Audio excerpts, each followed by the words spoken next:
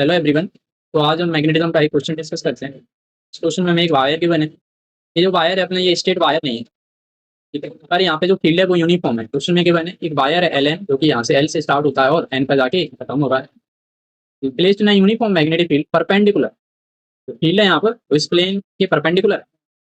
Current जो flow कर रहा है वायर में तो हमें 10 एम्पियर दिया, ठीक है। ये जो यूनिफॉर्म फील्ड है ना, ये भी बहुत इंपॉर्टेंट वर्ड है, ठीक है। अभी बताऊंगा क्यों है ये इम्पोर्टेंट। हमें बताना है कि मैग्नेटिक फोर्स कितना लगेगा इस वायर पे, ठीक है।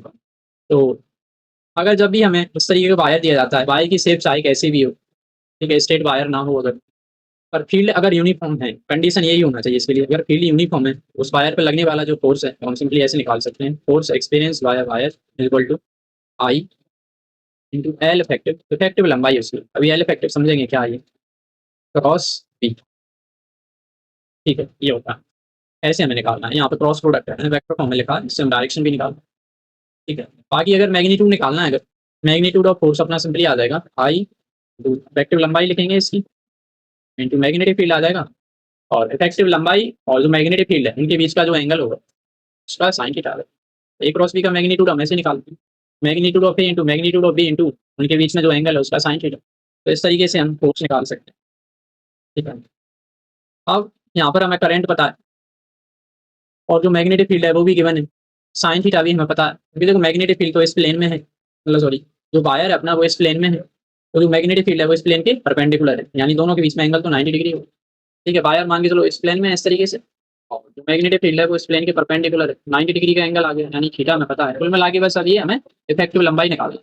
देखो इफेक्टिव लंबाई होती क्या है उसको थोड़ा समझते हैं। जैसे मान के चलो कोई भी वायर हमें दिया है किसी भी शेप का हो इस तरीके का, ये ए से स्टार्ट हो रहा है और कोई ये वाला पॉइंट ले लेते हैं अपना, इसको मैंने पी ले लिया, कोई ना, ए से बी तक जाना, इसको इस तरीके से करंट फ्लो कर रहा है और ये रखा हुआ है अपना यूनिफॉर्म मैग्नेटिक फील्ड भी, मैं सोच रहा हूँ, ठीक है। मैग्नेटिक फील्ड ऐसे मैंने डॉट बनाया, इसका मतलब मैग्नेटिक फील्ड इस प्लेन के बाहर है, आउटसाइड दी प्लेन। तो अगर इस पर अगर हमें फोर्स निकालना है तो हमें इफेक्टिव लंबाई निकालना पड़ेगी। इफेक्टिव लंबाई के लिए हमें क्या करना है, ये वायर का इनिशियल पॉइंट है, ये वायर का फाइनल पॉइंट, ठीक है। तो हमें सिंपली क्या करना है, एक ऐसा वेक्टर लेना है जो कि इनिशियल से फाइनल को कनेक्ट करता है, उसको हम डिस्प्लेसमेंट वेक्टर भी कहते हैं, ठीक है।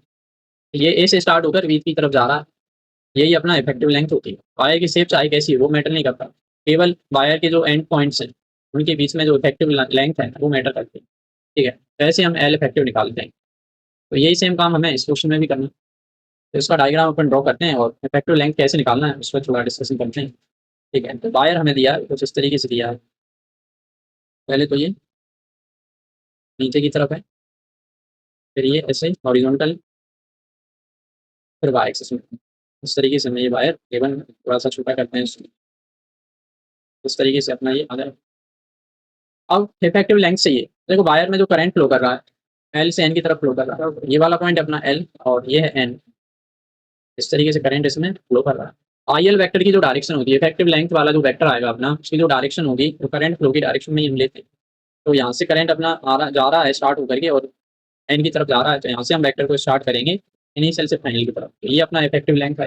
अब हमें क्या करना है, इस लाइन की लेंथ निकालना है क्या होगी, ठीक है। तो उसके लिए हमें थोड़ा सा यहाँ पर ज्योमेट्री यूज करना पड़ेगा। जैसे ये वाली साइड है वो 4 सेंटीमीटर की बने, ठीक है, और ये वाली साइड भी अपनी सेम 4 सेंटीमीटर, और ये टोटल 6 है, ये वाली ना टोटल यहाँ से 6। एक काम कर लेते हैं अपन, देखो ये वाले दोनों एंगल्स है ना, ये दोनों एंगल इक्वल होंगे, वर्टिकली अपोजिट एंगल दोनों बराबर होंगे, और ये दोनों एंगल तो बराबर पहले से ही है, यानी ये दोनों ट्राइंगल सिमिलर है। इसका मतलब ये है कि इसकी जो साइड्स का जो रेशियो होगा वो भी सेम आना चाहिए। इस ट्राइंगल को और अपन कुछ नाम दे देते हैं, जैसे मैंने मान के चलो इसको कह दिया एम, इसको एन ले लेते हैं, इसको ओ ले लेते हैं। दोनों ट्राइंगल सिमिलर हो गए, तो बताओ ये 4/4 बन आ रहा है, तो एम से लेकर एन और एन से लेकर ओ, इनका रेशियो भी 1:2 बनाना चाहिए, यानी एम एन और एन ओ इक्वल होंगे।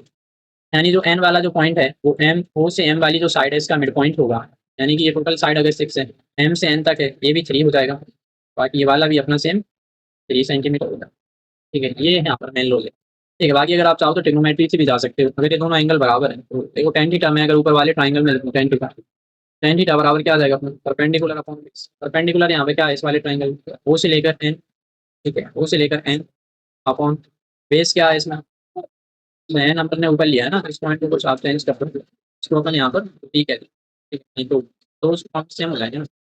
ओ से लेकर एन तक तो अपना परपेंडिकुलर हो गया, बाकी ये बेस हो जाएगा ओ से लेकर, ठीक है। ठीक है, तो tan थीटा की वैल्यू पर वाले ट्राइंगल में क्या आ रही है सिंपली अपनी 4/4 ओके।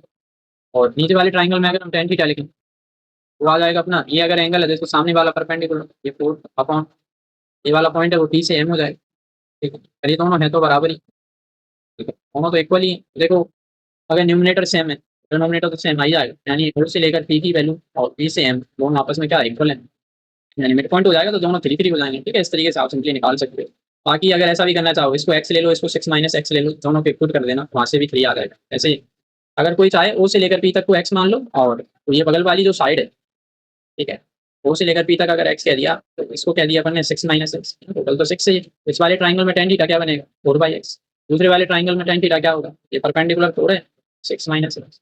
ठीक है, तो 4 से 4 गया, यहाँ पे हमें सिंपली क्या मिल जाएगा 6 minus x equal to x, यानी एक्स की value 2x equal to 6, x की वैल्यू यहाँ से भी 6/2 यानी 3 सेंटीमीटर यहाँ से भी आ रहा है। ये तो मल्टीपल तरीके हैं, तो मैंने बता दिया। कोई कुछ लोग कहते हैं कि ऐसे क्यों करते तो क्या होता ना, वो भी मैंने कहा ये चीज़ भी मैं यहाँ पर एक्सप्लेन कर दे रहा हूँ, अच्छा रहेगा। ठीक है, बाकी यहाँ पे फिजिक्स नहीं है, थोड़ा सा मैथ्स है। ठीक है, अब हम चलते हैं अपने क्वेश्चन की तरफ। तो ये अगर हमें मिल गया तो देखो इफेक्टिव लंबाई तो अब आराम से आ जाएगी, क्योंकि ये 4 है ये 3 है, तो पाइथागोरस थ्योरम से 3 स्क्वायर प्लस 4 स्क्वायर ये 5 हो जाएगा ना, परपेंडिकुलर का square plus base square equal to hypotenuse square, ये 5 आ जाएगा। सिमिलर तरीके से ये 3 है ये 4 है ये भी 5 आ जाएगा। ठीक है, तो ये जो वायर है अपना एल से लेकर एन तक, इसकी जो लेंथ आ चुकी है, एल से लेकर एन तक जो वायर है उसकी जो लंबाई आ चुकी है वो 5 + 5 यानी कि 10 सेंटीमीटर आ चुकी है। तो देखो हमें एल इफेक्टिव मिल चुका है, इफेक्टिव लंबाई अपनी आ गई है। अब तो हमें मैग्नेटिक फील्ड भी गिवन है और वायर में फ्लो होने वाला करंट भी गिवन है, तो इस फॉर्मूले में वैल्यूओं को सब्स्टिट्यूट करते हैं। थीटा तो अपना 90 हो जाएगा इस वाली केस में। ठीक है, थीटा जो अपना एंगल है यहाँ पर वो 90 डिग्री है। सिंपली फॉर्मूला बनेगा अपना I into L effective into B sine 91 हो जाएगा। ठीक है, तो जो फोर्स आएगा इस पर हो जाएगा अपना, करंट की वैल्यू क्या है 10। ठीक है, और जो इफेक्टिव लंबाई है वो 10 सेंटीमीटर है। देखो सेंटीमीटर है, ये तो एसआई यूनिट नहीं है, एसआई यूनिट तो मीटर होती है लेंथ की, तो हमें सेंटीमीटर को क्या है मीटर में कन्वर्ट करना पड़ेगा। उसमें हम क्या करेंगे यहाँ पर 100 से डिवाइड कर देंगे, मल्टीप्लाइड बाय मैग्नेटिक फील्ड की वैल्यू लिखेंगे। मैग्नेटिक फील्ड 5 टेस्ला हमें गिवन, 5 से यहाँ पर हमने मल्टीप्लाई करा दिया। देखो दिख रहा होगा यहाँ पर 100 से 100 को कैंसिल आउट हो गए, सिंपली यहाँ पर 5 बचता है। 5 न्यूटन इसका करेक्ट आंसर है। ठीक है, 5 न्यूटन इस पर फोर्स लगेगा। ठीक है, बाकी अगर इसकी डायरेक्शन भी निकालना है कि किस डायरेक्शन में फोर्स आएगा, देखो देखने के तरीके मैं एक दो तरीके बताता हूँ। जैसे वायर की लंबाई तो देखो इस डायरेक्शन में होगी, मैं यहाँ पे साइड में देखो शो करता हूँ इसमें, वायर की जो लेंथ है वो तो अपनी कुछ इस तरीके से आ रही है, तो ये पर्टिकुलर एंगल भी हमें पता है, सब कुछ हमें पता है। ठीक है, तो अब यहाँ पर इस तरीके से मैंने ये लाइन खींच ली, यहाँ से एंगल थीटा बना रहा है। तो इफेक्टिव लेंथ हम ऐसे लेंगे, मतलब एल इफेक्टिव जो वेक्टर लेंगे उसकी डायरेक्शन ऐसे ली जाएगी, करंट फ्लो के अलॉन्ग ली जाती है। ठीक है, और मैग्नेटिक फील्ड इस प्लेन के बाहर है, डॉट से शो की गई है, यानी प्लेन के बाहर है मैग्नेटिक फील्ड। तो सबसे पहला तो अपना वही राइट हैंड थंब रूल। ठीक है, राइट हैंड थंब रूल के अकॉर्डिंग जो वेक्टर ए क्रॉस बी हम कैसे निकालते हैं, एल इफेक्टिव की डायरेक्शन में हम अपनी फिंगर करेंगे पहले तो, और मैग्नेटिक फील्ड जिधर है उधर फिंगर को कर्ल करेंगे, तो थंब की जो डायरेक्शन होगी वो हमें फोर्स देगा। तो आई एल देखो ऐसे है दरअसल, और मैग्नेटिक फील्ड प्लेन के बाहर है ना, तो ऐसे अगर अपन इसको फोल्ड करते हैं तो थंब ऐसे आ रहा है, इस लाइन के परपेंडिकुलर देखो आ रहा है यहाँ पर। ठीक है, तो जो फोर्स आ जाएगा इस पर वो इस तरीके से आएगा, फोर्स की डायरेक्शन हमें ये मिल चुकी है, इस लाइन की 90 डिग्री पर आएगा तो ऐसे। ठीक है, इसी प्लेन में ही आएगा 90 डिग्री पर आएगा। ठीक है, इस तरीके से आएगा। दूसरा तरीका right hand palm rule. Right hand palm rule के अकॉर्डिंग देखो क्या होता है, एल वेक्टर जिधर है उसमें अपना थंब होगा, फिंगर नहीं थंब होगा एल वेक्टर की डायरेक्शन। इसके बाद आ रहा है मैग्नेटिक फील्ड भी, जिधर मैग्नेटिक फील्ड है उधर फिंगर पॉइंट्स करेंगे। देखो एल वेक्टर इधर हो गया, मैग्नेटिक फील्ड ऊपर है ना, एल वेक्टर इधर है, मैग्नेटिक फील्ड ऊपर की तरफ है जेड एक्सिस में। तो जो फोर्स पाम की जो डायरेक्शन है वो हमें फोर्स देगा, तो देखो पाम ऐसे ही तो आ रहा है ना, इसके परपेंडिकुलर आ रहा है, तो देखो सेमी डायरेक्शन है। ठीक है, इस तरीके से हम इसको निकाल सकते हैं। ठीक है, अगर आपको कहीं भी कुछ डाउट रहे तो आप पूछ सकते हैं। Okay, thank you.